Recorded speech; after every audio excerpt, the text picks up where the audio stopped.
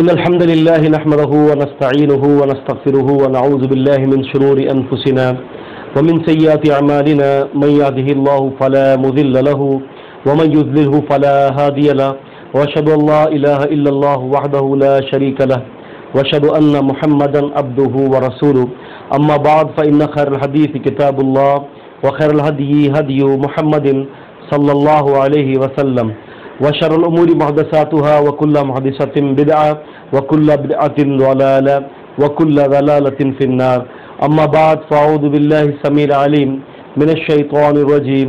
من همزه ونفخه ونفثه إنا نحن نزلنا الذكر وإنا له لحافظون رب اشرح لي صدري ويسر لي أمري واحلل عقدة من لساني يفقه قولي. محترم ناظرین اکرام، السلام علیکم ورحمۃ اللہ وبرکاتہ۔ الحمدللہ دفاع حدیث کے عنوان سے ہمارے پروگرامز کئی ایک آپ کے سامنے پیش کیے جا چکے ہیں۔ آج کا جو پروگرام ہے ہمارا اور جو اس کی گفتگو ہے، اس کا موضوع ہے کہ کیا احادیث رسول اللہ صلی اللہ علیہ وسلم کی وفات کے 250 سال بعد لکھی گئیں۔ یہ ایک ایسا موضوع ہے کہ جو ہر عام اور خاص کے لبوں پر جو ہے سجا رہتا ہے کہ حدیث رسول اللہ صلی اللہ علیہ وسلم کے دور میں نہیں لکھی گئی۔ نبی علیہ السلام کے دور میں صرف قرآن مجید ہی محفوظ کیا گیا تھا۔ نبی کریم صلی اللہ علیہ وسلم کے انتقال کے بعد تقریباً 250 سے 300 سال کے بعد احادیث کو قلم بند کیا گیا یادداشت کے اعتبار سے، اور پھر اس میں ہزارہ غلطیاں موجود تھیں، اور ہر محدث نے اپنے اپنے نت نئے اصولوں کے تحت اپنے اپنے ذہن سے جو ہے جس حدیث کو چاہ صحیح کر لیا، جس حدیث کو چاہ ضعیف کر دیا، اور اس طرح سے یہ امت کی تاریخ کا ایک بہت بڑا حصہ بن گیا۔ عزیزان گرامی، یہ بہت بڑی ایک غلط فہمی ہے کہ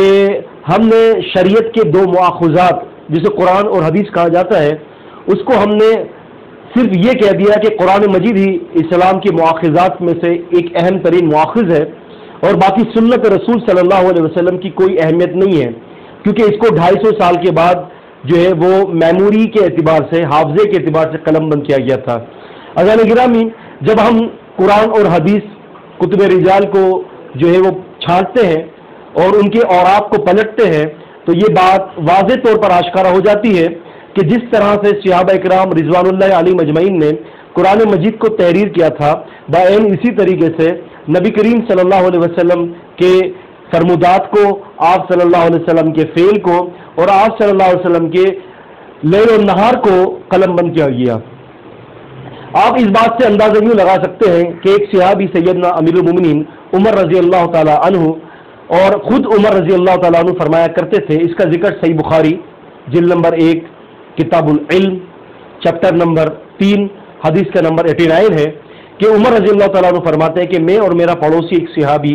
جو ہے نبی کریم صلی اللہ علیہ وسلم کے دور میں حدیثوں کو لکھا کرتے تھے۔ عمر رضی اللہ فرماتے ہیں کہ ایک دن میں بازار جاتا تو اس صحابی کی ڈیوٹی لگاتا کہ آپ نبی صلی اللہ علیہ وسلم کے تمام فرامین کو جو آپ سنے اس دن آپ اس کو قلم بند کر لیں، اور میں بازار جاتا ہوں، میں بازار سے جو کما کر لاؤں گا میں آپ کو دوں گا،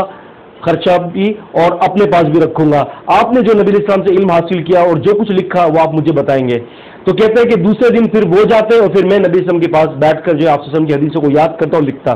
عزیزان گرامی، اس سے پتہ چلا کہ نبی کریم صلی اللہ علیہ وسلم کے دور میں صحابہ کرام رضوان اللہ علیہم اجمعین احادیث کو لکھا کرتے تھے۔ صحیفہ یرموک کے نام سے سیدنا عبداللہ بن عمر بن عاص رضی اللہ تعالی عنہ کا جو ایک صحیفہ ہے جو کہ مسند احمد کے اندر اور دیگر کتب حدیث کے اندر موجود ہے کہ عبداللہ بن عمر بن عاص صحیفہ یرموک کے نام سے آپ نے ایک پورا صحیفہ لکھا، اور اسی طرح سے نبی کریم صلی اللہ علیہ وسلم کے دور میں عبداللہ بن عمر بن عاص رضی اللہ تعالیٰ عنہ جو ہے وہ احادیث کو قلم بند کرنے پر مامور تھے۔ وہ یہ کہتے ہیں کہ میں نے نبی کریم صلی اللہ علیہ وسلم کے پاس تھا، صحیح بخاری کتاب العلم میں ہی یہ حدیث موجود ہے کہ اللہ کے رسول صلی اللہ علیہ وسلم کی ہر بات کو لکھا کرتا تھا۔ تو قریش کے کچھ صحابہ اکرام رضوان اللہ علیہم اجمعین نے کہا کہ اللہ کے رسول صلی اللہ علیہ وسلم جو ہے وہ بشر ہیں، لہٰذا جو ہے ہر بات کو مت لکھا جائے۔ عبداللہ بن عمر بن عاص رضی اللہ تعالیٰ فرماتے ہیں کہ میں نے لکھنا چھوڑ دیا، جب تک اللہ نے چاہا میں نے نہیں لکھا، پھر اس کے بعد اللہ تبارک و تعالیٰ کے حکم سے میں نے حدیثوں کو دوبارہ لکھنا شروع کیا، اور نبی کریم صلی اللہ علیہ وسلم کے سامنے اس بات کا ذکر کیا کہ اللہ کے رسول صلی اللہ علیہ وسلم آپ کے کچھ صحابہ رضوان اللہ علیہم اجمعین جو ہے مجھے منع کرتے ہیں کہ آپ نبی صلی اللہ علیہ وسلم کی ہر بات کو مت لکھا کریں۔ تو میں نے لکھنا چھوڑ دیا۔ اللہ کے رسول نے فرمایا کہ تم سب کچھ لکھ لیا کرو، اکتب والذی نفسی بیدہ، نبی صاحب نے فرمایا کہ تم سب کچھ لکھ لیا کرو، چاہے میں غصے میں ہوں کہ نہ ہوں، ہر حالت کے اندر سب کچھ مجھ سے لکھ لیا کرو۔ والذی نفسی بیدہ ما یخرج منہ الا حق، قسم اس ذات کی جس کے ہاتھ میں محمد صلی اللہ علیہ وسلم کی جان مبارک ہے کہ رسول اللہ صلی اللہ علیہ وسلم کی زبان مبارک سے حق کے سوا کبھی بھی کچھ نہیں نکلتا۔ یہ حدیث اس مسئلے کے اوپر دلالت کرتی ہے کہ نبی کریم صلی اللہ علیہ وسلم کے دور میں احادیث کو قلم بند کیا جا رہا تھا۔ اس کے علاوہ سیدنا معاذ بن جبل رضی اللہ تعالیٰ عنہ بھی نبی صلی اللہ علیہ وسلم کے دور میں حدیثوں کو لکھا کرتے تھے، عبداللہ بن عمر بھی، اور اسی طریقے سے سیدنا عبداللہ بن عمر بن عاص بھی، اور اسی طرح سے ابو سعید خدری بھی، اور دیگر صحابہ اکرام نبی کریم صلی اللہ علیہ وسلم کے دور میں اللہ کے رسول صلی اللہ علیہ وسلم کی احادیث کو لکھا کرتے تھے۔ لہذا یہ کہنا کہ 250 سال کے بعد یا 300 سال کے بعد جو ہے نبی کریم صلی اللہ علیہ وسلم کی احادیث کو قلم بند کیا گیا، تو یہ خوش فہمی اور غلط فہمی کے سوا کچھ بھی نہیں ہے، حقیقت سے کوسوں دور ہے۔ دلائل کے اعتبار سے باقاعدہ مصحف صحابہ عرب سے کتاب چھپی ہے جس کے اندر سے ان صحابہ اکرام رضوان اللہ علیہم اجمعین کا نام لیا گیا ہے کہ جنہوں نے نبی کریم صلی اللہ علیہ وسلم کے دور کے اندر جو ہے احادیث کو قلم بند کیا۔ آپ دیکھیں 50 سے 58 ہجری میں سیدنا ابو ہریرہ رضی اللہ تعالیٰ عنہ نے جو ہے اپنے شاگرد حمام منبی رحمۃ اللہ علیہ کو نبی کریم صلی اللہ علیہ وسلم کی حدیثیں لکھوائی تھیں، جیسے کہ صحیح بخاری کے اندر ہے، مسند احمد کے اندر بھی حمام منبی کے ترک سے جو یہ حدیثیں موجود ہے، ان حمام منبی ان ابی ہریرہ رضی اللہ تعالیٰ عنہ عن النبی صلی اللہ علیہ وسلم۔ اس سند سے جو ہے مسند احمد کے اندر جو ہے روایت احادیث موجود ہے، جس سے پتہ چلتا ہے کہ نبی علیہ السلام کے دور میں اور نبی علیہ السلام کے دور کے بعد بھی احادیث کو قلم بند کیا گیا تھا۔ اسی طریقے سے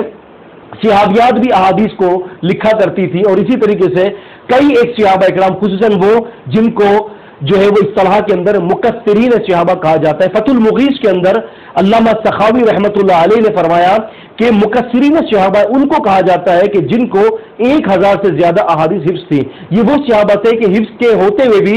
احادیث کو بعد میں قلم بند کیا کرتے تھے۔ نبی علیہ السلام کے دور میں سیدنا ابو ہریرہ رضی اللہ تعالیٰ عنہ نے 5374 حدیثوں کو حفظ کیا۔ اس کے بعد نبی کریم صلی اللہ علیہ وسلم کے رحلت کے بعد فوراً آپ نے ان احادیث کو جو ہے وہ قلم بند کیا، جیسے کہ حافظ امام ابن عبد البر رحمۃ اللہ علیہ نے جامع البیان علم و فضل ہی کے اندر ذکر فرمایا ہے، اور اسی طریقے سے حافظ ابن حجر العسقلانی رحمۃ اللہ علیہ نے